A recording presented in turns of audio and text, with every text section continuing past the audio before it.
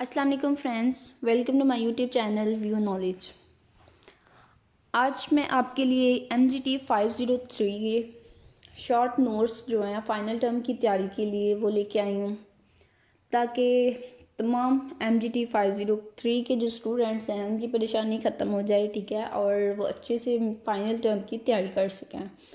तो सबसे पहले मैं आपको बता दूं कि ये नोट्स बनाने का आइडिया मुझे कैसे आया, ठीक है, और ये मैंने नोट्स आपकी हेल्प के लिए क्यों बनाए, इसका भी एक रीज़न है।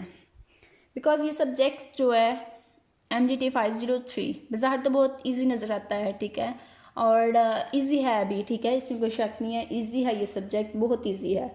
बट आप लोग क्या करते हैं कि इजी सब्जेक्ट है इसलिए इसके लेक्चर्स नहीं सुनते, ठीक है, और व्यू के जो लेक्चर्स हैं वो भी बहुत लेंथी हैं, ठीक है, और मैंने तो खुद नहीं थे सुने, ठीक है, जब मेरा ये सब्जेक्ट था तो लेक्चर नहीं थे सुने, तो जब पेपर आया तो इतना इसका सिलेबस जो है था वो कवर नहीं था हो रहा, ठीक है, बिकॉज इसमें कॉन्सेप्ट्स बहुत ज़्यादा थे और अच्छे से मैनेज नहीं था हुआ, टाइम थोड़ा रह गया था और बुक को पहले देखा भी नहीं था हुआ, ठीक है, इसके लेक्चर्स भी नहीं थे सुने हुए, तो थोड़ी सी मुश्किल आई थी, ठीक है। तो तब मैंने क्या किया था, अपने पेपर की तैयारी के लिए मैंने इसके नोट्स बनाए थे खुद अपने लिए, ठीक है, और देन उन नोट्स को मैंने प्रिपेयर किया था जो अपने लिए बनाए थे। उन नोट्स को प्रिपेयर करके अल्हम्दुलिल्लाह मेरा बहुत अच्छा 4/4 CGPA आया था। तो फिर मेरा तो ये सब्जेक्ट क्लियर हो गया, ठीक है, और बहुत अच्छा क्लियर हुआ, बहुत अच्छा CGPA आया। तो फिर मैंने सोचा कि क्यों ना मैं फ्रेंड्स के साथ भी ये नोट्स जो हैं इनको शेयर कर दूँ। तो वही नोट्स हैं ये सेम जो मैंने खुद किए थे और अब मैं आप लोगों से शेयर करने जा रही हूँ, ताकि आपका भी फाइनल टर्म में बहुत अच्छा CGPA आए। तो सबसे पहले नोट्स स्टार्ट करने से पहले जो चैनल पे न्यू व्यूवर्स हैं काइंडली वो चैनल को सब्सक्राइब कर दीजिएगा और वीडियो को लाइक कीजिएगा। और हम स्टार्ट करते हैं अपने नोट्स। सबसे पहले ये वो क्वेश्चंस मैंने लिखे हुए हैं, वो क्वेश्चंस जो मैंने खुद बनाए थे नोट्स को देख के, ठीक है, और इन्हीं क्वेश्चन से रिलेटेड मुझे क्वेश्चन जो थे वो पेपर में आए थे। और ये क्वेश्चन अगर आप सब लोग कर लेंगे तो इंशाल्लाह आपका पेपर बहुत अच्छा होगा और आपको हैंड ओवर्स देखने की ज़रूरत नहीं है। तो क्वेश्चन मैं आपको बता देती हूँ कौन कौन से हैं, ठीक है। सबसे पहले क्या है, टाइप्स ऑफ प्लानिंग। तो एक और बात क्लियर कर दूँ कि मैंने नोट्स जो हैं ये 23 से 40 तक बनाए हैं। 40 तक क्यों बनाए हैं, बिकॉज MGT 503 का जो आपका फाइनल टर्म का सिलेबस होगा, ठीक है, उसमें लास्ट 5 लेक्चर्स जो हैं वो इंक्लूड नहीं होते, 40 तक ही होते हैं, ठीक है, इसलिए मैंने 40 तक ही बनाए हैं। लास्ट 5 लेक्चर जो हैं वो नहीं ऐड किए बिकॉज वो पेपर में इंक्लूड नहीं होंगे। तो नेक्स्ट क्या है कि टाइप्स ऑफ प्लानिंग। प्लानिंग की दो टाइप्स हैं, इनफॉर्मल और फॉर्मल।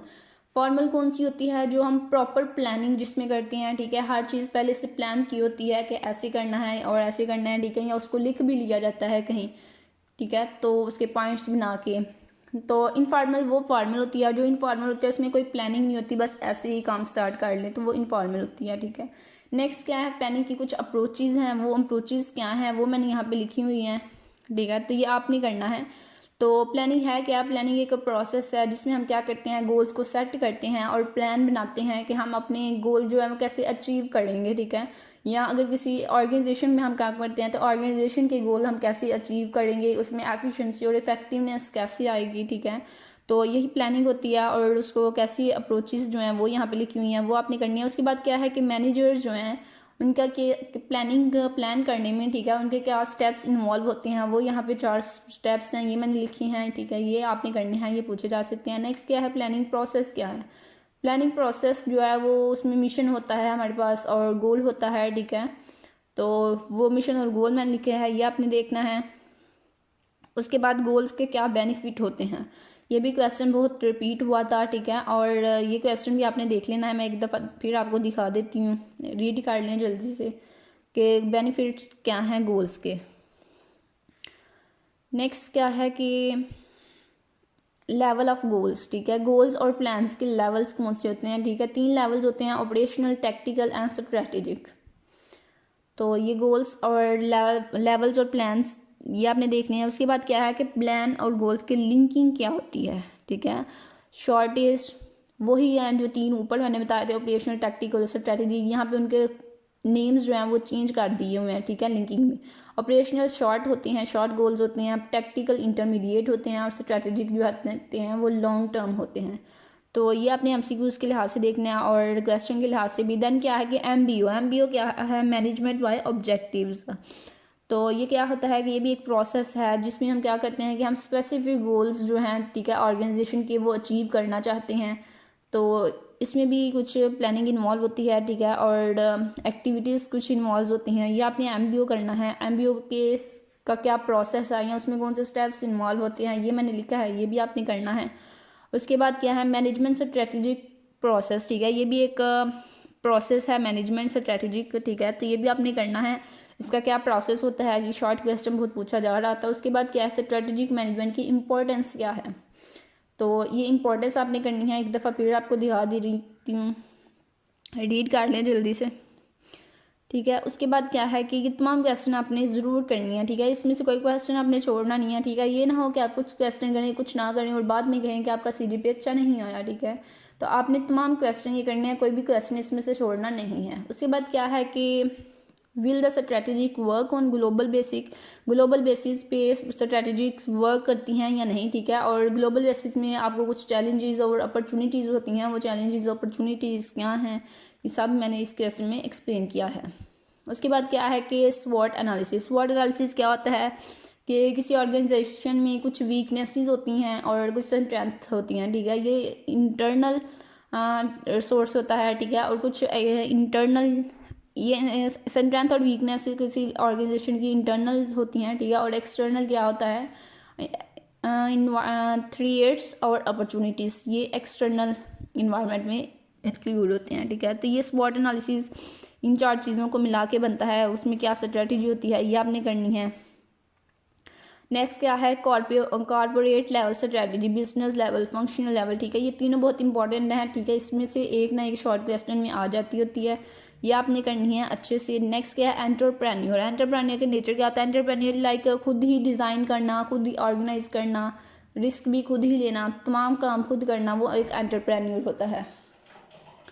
नेक्स्ट क्या है कि बिजनेस प्लान आप कैसे राइट करते हैं, बिजनेस प्लान राइट करने का प्रोसेस जो है वो मैंने यहाँ पे लिखा हुआ है, ये आपने करना है।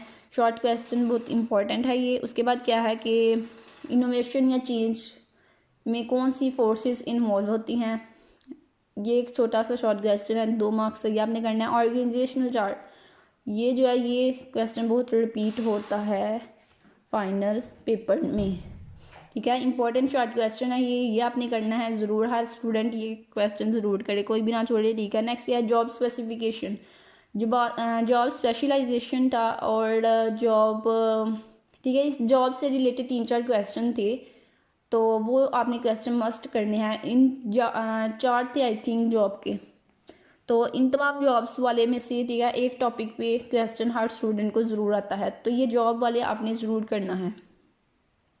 उसके बाद चेन ऑफ कमांड क्या होता है, ये आपने करना है एमसीक्यूज़ के लिए। यूनिटी ऑफ कमांड क्या है, ये भी एमसीक्यूज़ के लिए। उसके पास स्पैन ऑफ मैनेजमेंट, ठीक है, ये भी छोटा सा है। Who report a particular manager, number of people होते हैं जो मैनेजर को रिपोर्ट करते हैं, ठीक है।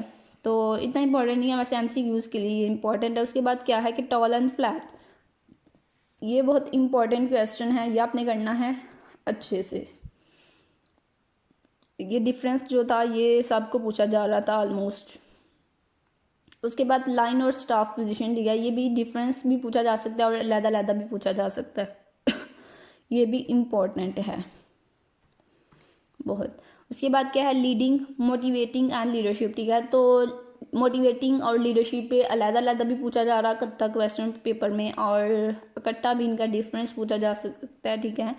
तो ये भी आपने बहुत अच्छे से करना है। मोटिवेटर्स की टाइप भी बहुत इंपॉर्टेंट है, ये बहुत इंपॉर्टेंट क्वेश्चन है। ये तमाम इंपॉर्टेंट क्वेश्चन थे जो रिपीट हो रहे थे पेपर में, तो वो तमाम क्वेश्चन इसमें से ही हैं, ठीक है।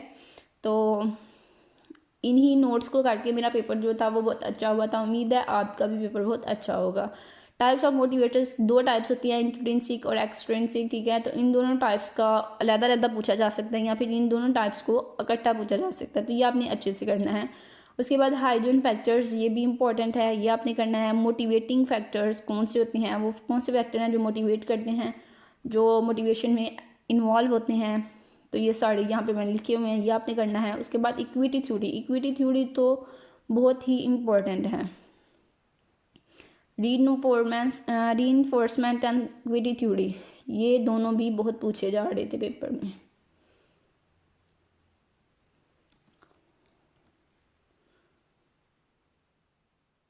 मोटिवेटिंग प्रोफेशनल्स, ये भी प्रोफेशनल मोटिवेटर्स, ये भी शॉर्ट क्वेश्चन बहुत आ रहा था। लीडरशिप के स्टाइल्स क्या हैं, ऑटोक्रेटिक, डेमोक्रेटिक, ठीक है, ये बताते खुद मुझे आया था शॉर्ट क्वेश्चन।